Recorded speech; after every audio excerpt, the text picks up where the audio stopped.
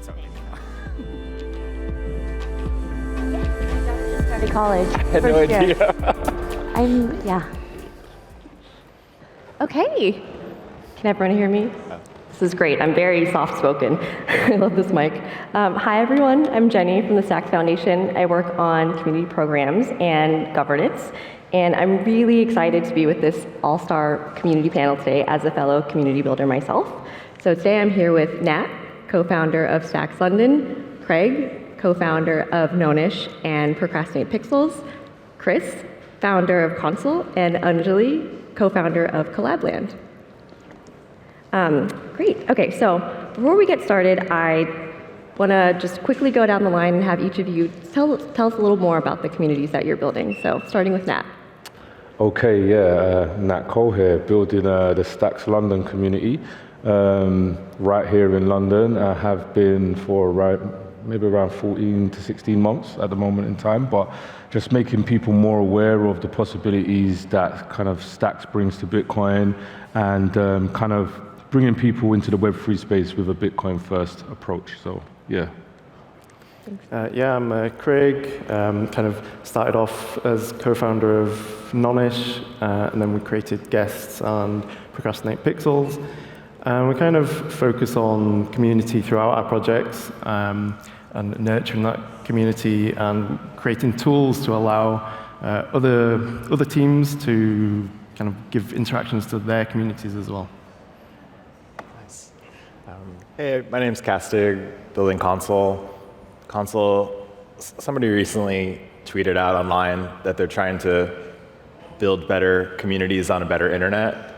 Her name's Riley Beans, and I saw that, and I was like, oh, I feel like that's the mission of Console, and so I've been saying that. So I feel like we're a platform, kind of like Discord, but for chat and for communities to build better communities on a better internet, and so that's what we're doing.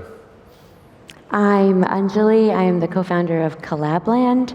Let's see, we are a community building platform initially on Telegram and now Discord, and also token-gated websites, really anywhere you want to bring your community.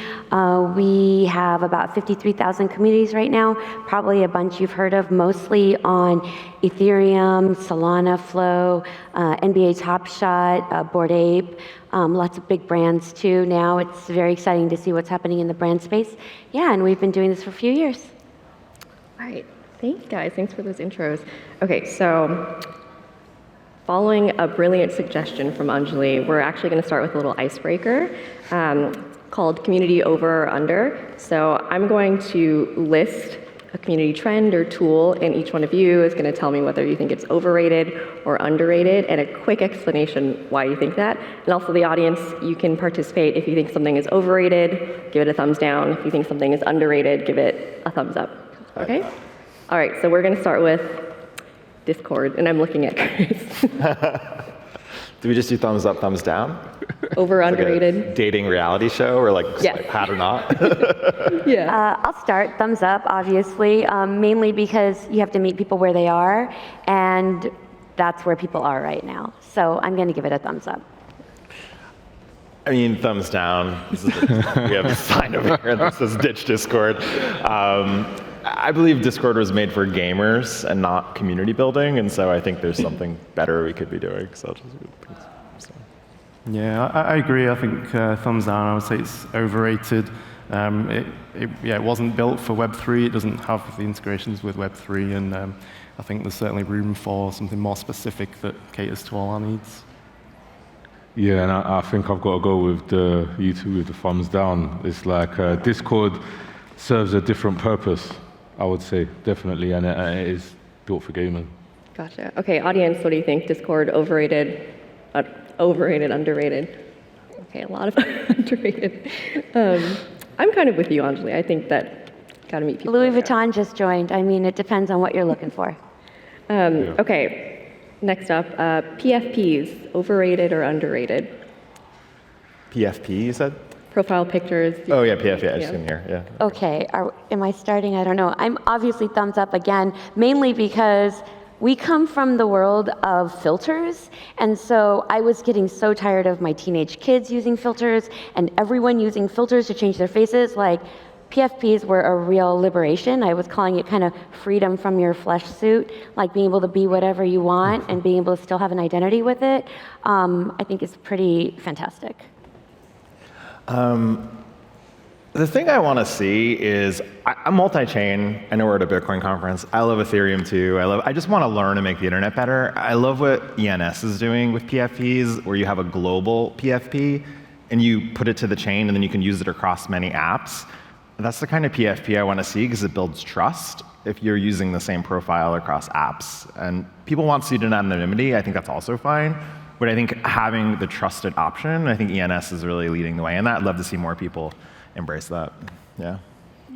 Yeah, I think I do agree with it's great that people can assume an identity other than their own, but for mass adoption, I think we'll probably, if things are going to be adopted widely, we probably go back to actual pictures of ourselves and not profile pictures. I think I'd probably echo that as well. It's for me, I think like the technology behind it is very interesting, and what you put behind it, or the utility that you put behind it, could be very interesting. But in terms of, let's say, PFP craze, yeah, I'd say it's pretty overrated at this point. Okay, Yeah. gotcha. Audience, overrated, underrated? Okay, mixed reaction. All right, final one, DAOs.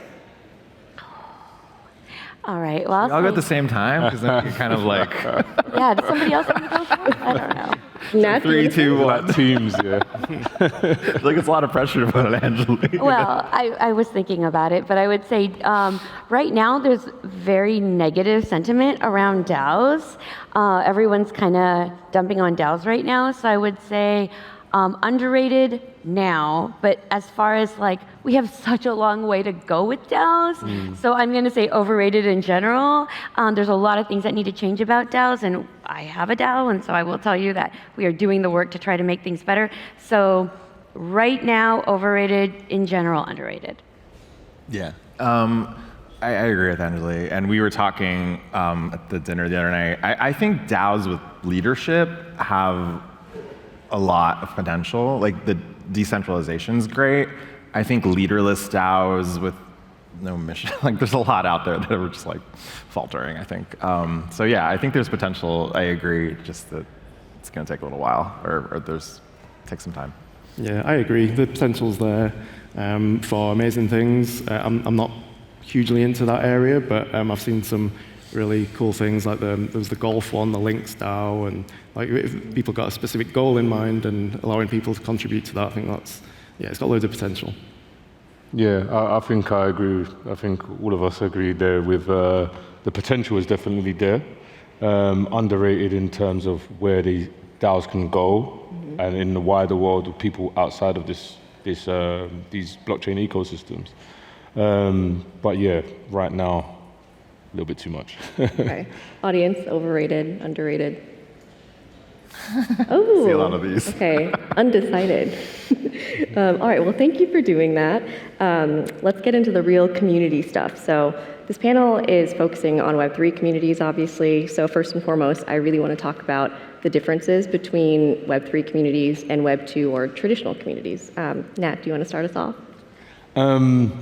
Yeah, I can do. I think I'd probably say like with Web2 communities, it's kind of they're kind of just following what's been put in front of them, I feel. Like what's happened now with like the way how social media is presented to people, it's just everyone just, what you were saying before about the kids and their faces, like I like hate when my kids are using all these filters and all of these different things. It's just like they follow trends. But that Web2 technology, what is good that has come out of it is it's enabled people, like even media, to be, like broadcast live, communications to be broadcast live, right? But like Web3 is kind of like bringing back the ownership and the privacy also of that in a way that we can now control it, rather than with it just being controlled by big platforms and everybody's just following the trends that's been put in front of them again. So I think the key transition from kind of like the Web2 world for communities to Web3 is understanding that for most people that are, let's say, using Facebook, because I feel that a lot of those Web2 platforms now, what they're doing is just finding more ways to put more things in front of you to get you to kind of follow whatever their business model is, right? Yeah. So yeah, I would say that the most important part of the transition is knowing that we can take back the ownership, we can take back the privacy, and that we can still use these same styles of technology, such as social media, to communicate and get widespread messages out there, and to unify. Yeah, I think that for me the biggest difference between Web2 and Web3 communities is that in a lot of cases they exist in the first place, and also the point at which they exist from. So it's say you want to create a video game or something, and so you raise funds by releasing an NFT project. You then have a community right from the very inception of raising funds, whereas in a Web2 world, you don't really have that community until the release or things are kind of finished. So you kind of exposed to that community really early, and I think a lot of founders probably don't factor that into the roadmap. It's something we've worked with a lot and learned a lot on. We've always been community focused first, because that's what our backgrounds are in. But I do think a lot of projects probably have a really great idea for an end product, and they can raise funds, and they do raise funds, but then it's that big gap in the middle. And what do you do there? And I think that for me, that's the biggest difference. Yeah. I think the important thing to remember, at least that I'm thinking a lot about lately, is that communities are just still groups of people, and there's like an important definition, I think, of like having meaning, like a meeting to come together and interactions, and that these tools are tools to support the community and not the reason for being, I think, for longevity. And so I think communities that are having just authentic relationships and like working towards something, I think the Noster community, the Farcaster, a lot of these communities, if you're familiar, I think they have specific missions. They're coming together for reasons, and they're using Web3 identity, they're using Web3 ownership to improve the community, but not just like holding and hoping that the token goes up and they sell later. Like that definition of community, just personally, I guess I'm less bullish on it. So it's one thing I'm trying to follow, is the more meaningful communities these days. Oh, gosh, I've thought about this a lot, I will say. I come from Web2 communities. Prior to Collabland, I was an admin moderator for a 60,000 person Facebook group. So even before that, I've been involved with like attachment parenting, baby wearing, homeschooling for a decade. And so I've been a part of other communities, and I will say, as a mod and an admin, like troll management is a huge part of your life.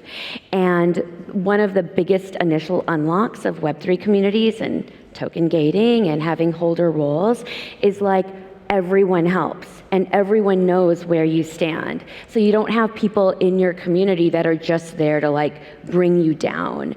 If you have people that are in your community that are a holder, that are in those spaces that are just negging constantly, you have the other people there to be like, why don't you just sell? Why don't you just leave? Like, if you're here, we're all working together to help.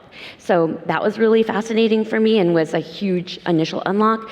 Also, you have people from all over the world. Like, initially, communities are pretty much like same economic place. Like, you're all kind of have a similar education. Like, now you had people that were taxi drivers in Indonesia and like a CFO at a Silicon Valley company that all held the same asset. And you had these relationships that are trust relationships that begin with transactions. And so it's really a brand new way for people, humans, to come together and for us to like break status that we haven't seen in a very long time. So it's been pretty magical, I will say. So yeah, Web3 communities are just a new way to meet. Like, it's not where you went to school, it's not how old you are, it's not what country you're from. It's like a whole new way to start transaction first, and it's more accessible to people from all over the world. Gotcha. Thank you. That's a great way to put it. I feel like we've all experienced the magic of Web3, and that's why we're still here. But okay, so we've talked about some of the differences between Web3 communities and Web2 communities. Another peculiar thing about Web3 is that we tend to refer to different projects and their associated organizations and communities as ecosystems. What's that about? And can you all explain at what point a community becomes an ecosystem? Whoever. So what was it again? Anjali? Angeline, right? What you just said there, like kind of like how people just self-start and self-activate, and how people get together to do that, right? I think at the point when that is happening without anybody even noticing, that's the point when it starts to become an ecosystem. Like it's ubiquitous for people to get up and message or manage some stuff in the group or whatever in the daytime. At that point, I think is the inflection point when it becomes an ecosystem. It's starting at that point. And I think what I'd say as well is if you just look at the word community, you can break it down into common unity, yeah? Right, so people are getting together for a common cause or for common thinking, or even sometimes, a lot of the time, we say in Web3, like common problem, isn't it, right? That's brought us all here, Bitcoin, right? So I think that what you just said there it hits the nail right on the head, is that once people get to that point that all of the members of the community feel like they have a role, and everyone's just playing that role, and nobody's, getting up and complaining or even noticing that it's just part of their life, right? And I think at that point, it starts to become an ecosystem, and it's what you build from there to help that ecosystem to continue growing that makes it into an ecosystem. So yeah, that's what I'd say. Yeah, I think like you say, what you can build to help them continue growing, I think that's kind of an important definition of when things become an ecosystem, and when people start interacting with your products or anything that you put out outside of just chatting. I think that's when things do become more of an ecosystem. And also, I think that's something we try to do is to combine communities into kind of almost a forced ecosystem, because with our tooling and things, we kind of allow interactions for our users. And so across different projects that we work with, we kind of bring those interactions together. So two different tokens from two different projects have allowed people to create new NFTs, for example, and that kind of combines two communities together, and it all kind of, these interactions outside of chatting, I would say, are a big part of that. Interesting. I think the difference between a community and an ecosystem is control. And a community I believe a good community should have a sense of control, and an ecosystem is out of control. And I think it's a defining factor of Web 2 to Web 3, because even if Facebook, let's say, is a community in some way, Mark Zuckerberg, whoever could shut that down, and someone controls that. An ecosystem like Bitcoin, Stacks, Ethereum, Farcaster, Nostr, these are ecosystems. Anyone can come and go, and it ties back to the root of what that means in reality, right? Of like an ecosystem is like the savanna, it's the forest, right? It's something that we have collective ownership of, but not one person owns. So I think that's a pretty distinguishing factor. So I think that's the beauty of using the blockchain for verification. There is no single platform that owns your community anymore. You can move your community anywhere.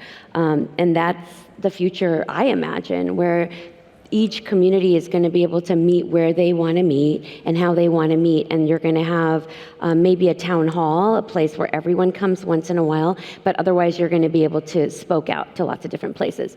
But when I think about an ecosystem, it's kind of a little bit different. It's like where you're building relationships, where you're building your reputation. And watching communities grow over the last 3.5 years, there's different maturity that happens. Like there's a beginning, there's kind of a frenzy where everyone gets into a group. And now, like 3 years later, we're seeing DAOs that come out of it, that we see new companies coming out of it. We see reputational building that's happening out of it. We see people contributing on their own and realizing that they're doing it so they can grow leadership within communities. And so an ecosystem happens when you start seeing different groups forming organically, and they can only get there if the main group is like supporting and contributing to that. And so I've been really lucky to see that. But I think of communities as having like levels of maturation. You can't expect that you're gonna have an ecosystem like the very first day or the first month. Like you need to tend to the newcomers. You have to tend to your culture. You know, I was talking to Chris the other day, and we were talking about communication. You need to like set the roads, build the houses. And so when people do move in, there is some structure and some order to it. But once that starts happening, people start planting seeds, and it looks very different from what it did in the beginning. But having that foundation is extremely important, so cannot be ignored.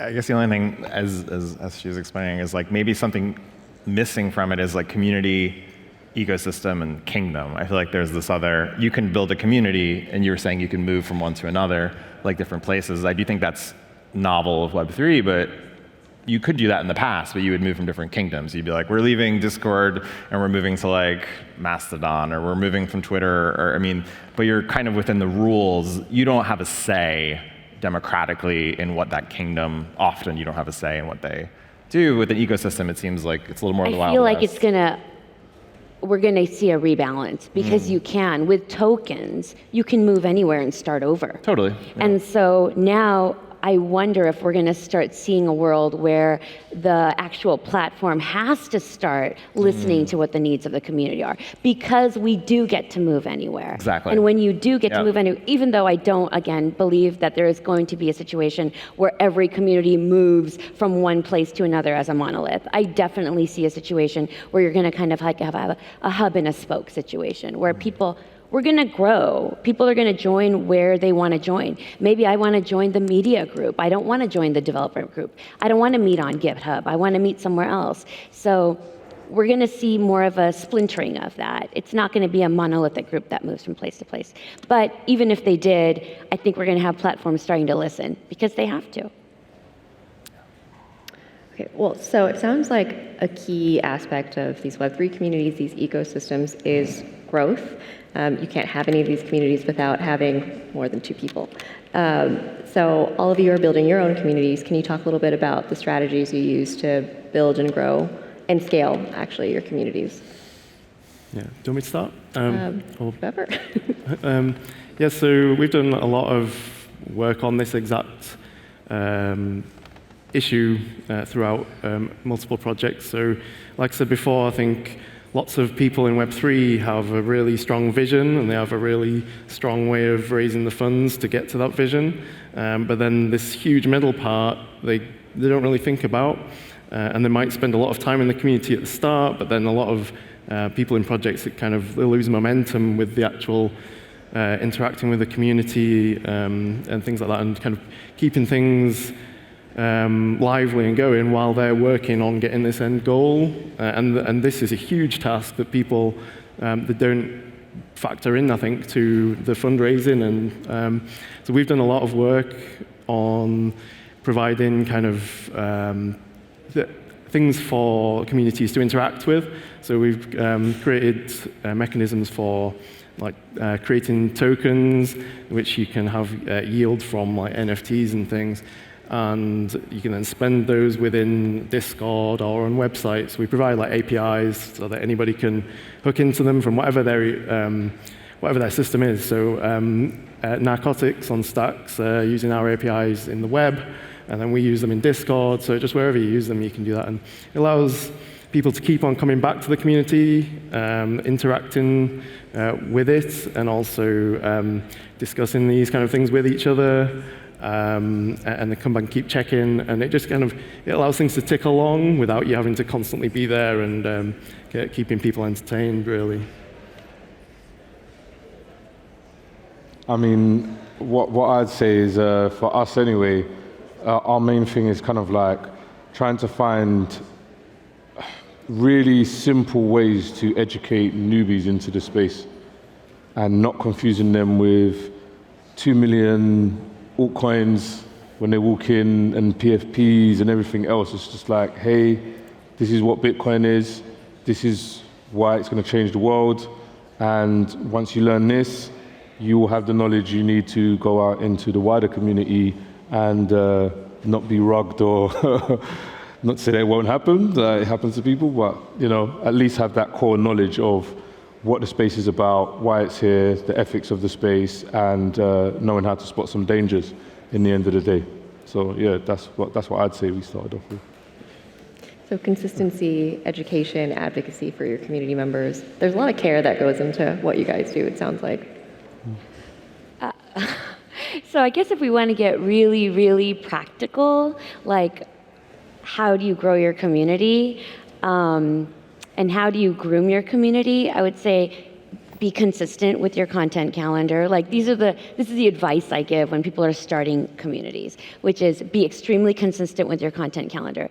Do something every day, every week. Make sure people know when they can come and participate rather than it being kind of left open. So be absolutely consistent. Hire admins and mods, commit to that. I mean, I say hire Web3 admins and mods because when people first get into a Web3 community, like that, they get very excited and they fall down the rabbit hole very, very quickly. Now they're gonna start asking you about wallets, they're gonna start asking you about security, they're gonna start asking you about different projects, like you have to be prepared for that. Next, you need to be able to have a system of acknowledgement and reward set up. So like when people show up to events, you want to be able to reward them like with POAPs. I know Chris has a POAP for this event and I'm like, I need to get that POAP because I was here and I want proof that I was here and I want to build my reputation. So you want contributions to be rewarded, and also you have to work on growing leadership. And so when you see those little bright lights within your community, people that are excited, people that you see like helping others on board. Like if now Nate is going to join my community and I see Chris is helping him and saying, oh, do you need any help? I need to be able to acknowledge and see him and like help groom leadership because that's the way communities grow. So content calendar, I don't even know everything I said, but content calendar, rewarding, having events, and grooming leadership, I would say is those. And then of course having good vibes. So that is key. Making sure you're setting up good vibes, people that show up, the people that do come and provide good vibes, like vibes are really core to a community and like can set the tone for everything on, it makes a difference if people are gonna stay for 5 minutes or stay for 5 months. It's vibes, so don't forget about that. +1 to everything. That's great. I think the only thing I'd add to it is, I think, at Console, we're helping communities grow. Like communities come to us and they're growing, and we're really excited to experiment. And I think that there's a lot of exciting things that we can experiment with in Web3.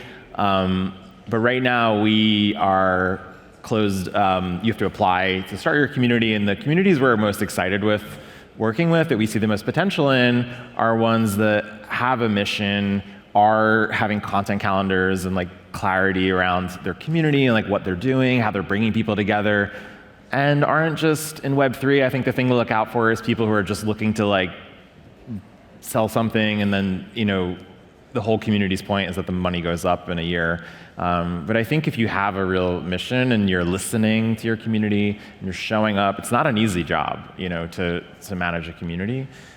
Those are the ones I'm seeing the most success in, I'm most excited about. Awesome. Okay, so we have a little less than a minute left. I want to do rapid fire, 10 seconds, hot takes on Web3 community, starting with Nat. Wow, that was quick. Web3 communities are here to stay. They're going to continue to grow, and we should just take very good steps and due care attention to teach people in the right way.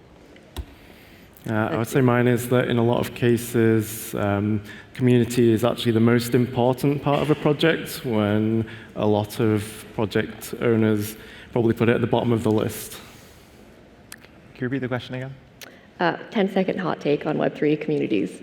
About Web3 communities? Yeah. I think, controversial opinion, I think meeting people Web 2.5 is helpful. I think there's a lot of people that want to be involved, but there's certain communities that exclude them by it's too difficult to get the token, it's too difficult to find things. I think just helping people, more people into this space so that we have more diversity and more people would be amazing. So. Hot take. I mean, I know communities kind of become a buzzword, but I will say through the history of time and space, humans have come together around community. I'm the child of immigrants. People moved to America and joined communities and found ways to navigate a new space. People come to Web3 in communities and meet each other, educate each other, learn together, grow together. Communities are the way to mass adoption. Like, let's not count them out. All right, thank you to this amazing panel on these great insights for community. I would be remiss if I didn't shamelessly plug a community thing myself. The Stacks Decentralized Grants pilot program has opened, so if you're interested in applying for community grants, do that. Look out for the announcement on the Stacks Foundation Twitter account. And otherwise, thank you. Thanks, guys. Thanks. Awesome.